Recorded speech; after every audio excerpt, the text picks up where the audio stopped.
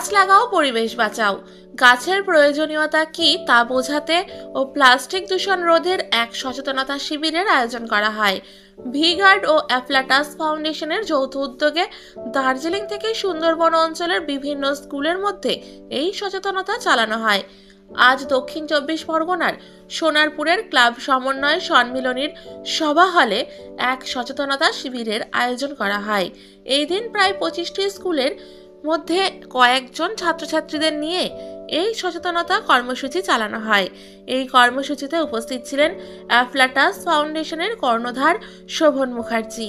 এছাড়া উপস্থিত ছিলেন অয়ন দাস, অনামিকা চৌধুরী এবং ভিগার্ডের পক্ষ থেকে অরিন্দম ঘোষ।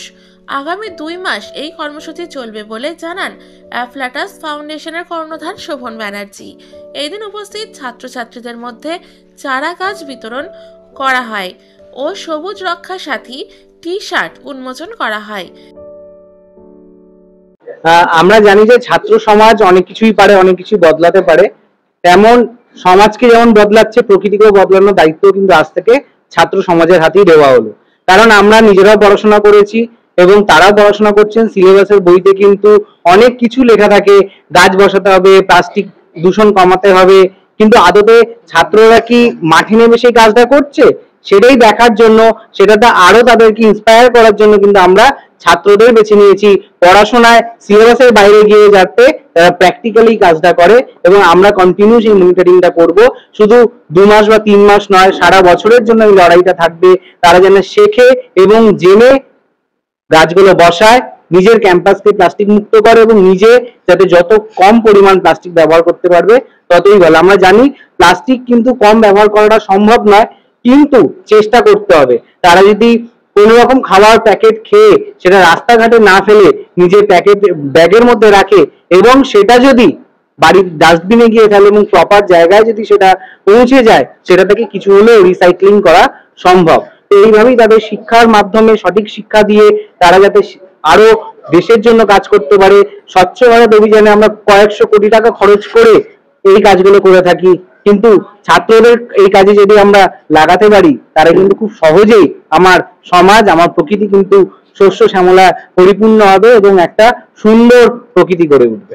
পশ্চিমবঙ্গের 70খানা স্কুলের মধ্যে অভিযান চালানো হচ্ছে এবং দার্জিলিং থেকে সুন্দরবন প্রত্যেকটা জায়গাতেই, প্রত্যেকটা জেলাতেই স্কুল রয়েছে এবং এখান থেকেও কিন্তু আমাদের একটা শিক্ষার জায়গা। পরবর্তীকালে আমরা সুন্দরবনের যে সকল স্কুল রয়েছে সেখানে গিয়ে শেখাবো দার্জিলিং এ গাছের বসাতে গেলে কি কি সমস্যা হতে পারে এবং সেখান থেকে কি কি প্রয়োজনীয়তা অবলম্বন করা উচিত। আবার দার্জিলিং এ যারা রয়েছে তাদেরকেও শেখানো উচিত যে সুন্দরবন অঞ্চল এবং প্রত্যন্ত নিচু অঞ্চলে গাছ বসাতে গেলে কি কি সমস্যার সম্মুখীনের মধ্যে পড়তে হয়। এই যে এক ইনিশিয়েটিভটা আপাতত 2 মাসের, কিন্তু এটা সারা বছর ধরে আমরা মনিটরিং করব।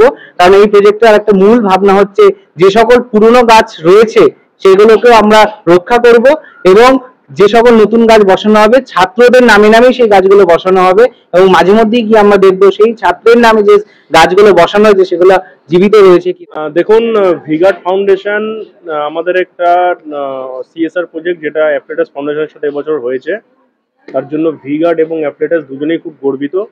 আমরা সকলেই জানি অ্যাফ্লেটাস ফাউন্ডেশনের শোভনবাবু এবং বাকি ম্যানেজমেন্টরা কী কাজ করছেন এবং ভিগার্ড 1977 সাল থেকে আমাদের কোম্পানি প্রতিষ্ঠা হয়েছে এবং তারপর থেকে সমাজের উন্নতির জন্য নিরন্তর প্রয়াস করে যাচ্ছে। এই বছর সেই উপলক্ষেই আমাদের অ্যাফ্লেটাস ফাউন্ডেশনে যুক্ত হওয়া এবং আমাদের মূল লক্ষ্য হচ্ছে অ্যাওয়ারনেস প্রোগ্রাম। এই অ্যাওয়ারনেস প্রোগ্রাম আমরা 70টা ইউনিটের মধ্যে চালু করেছি, পুরো পশ্চিমবঙ্গ জুড়ে কাজ হবে এবং সেই অ্যাওয়ারনেস প্রোগ্রামে আছে ট্রি প্ল্যান্টেশন থেকে শুরু করে রিডিউস অফ প্লাস্টিক ইউজ এবং প্লাস্টিক রিসাইক্লেশন কীভাবে করা যায় এই ব্যাপারে আমাদের উদ্যোগ নিতে হবে। আমরা মনে করি আমাদের এই বড় যে দুখানা ফাউন্ডেশন আছে সমাজের জন্য যদি এগিয়ে আসে এবং এটা সমাজের সার্বিক উন্নয়নের পক্ষে ভালো হবে। এখানে এসে আমার অনেকই ভালো লাগছে।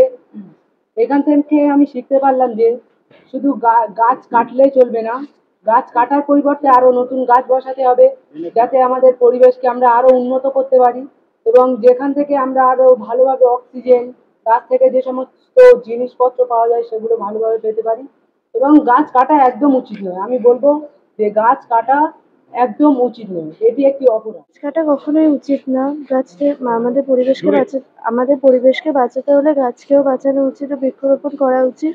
এখানে এসে শেখা গেল যে যারা গাছ কাটছে ও যারা পরিবেশকে ধ্বংস করছে তাদের বিরুদ্ধে আওয়াজ তুলতে হবে ও নিজেদের বাড়ি থেকে শুরু করতে হবে বৃক্ষরোপণের কাজ। আমরা স্কুলেও বৃক্ষরোপণ করব ও নিজের বাড়িতেও গাছের পরিচর্যা করব।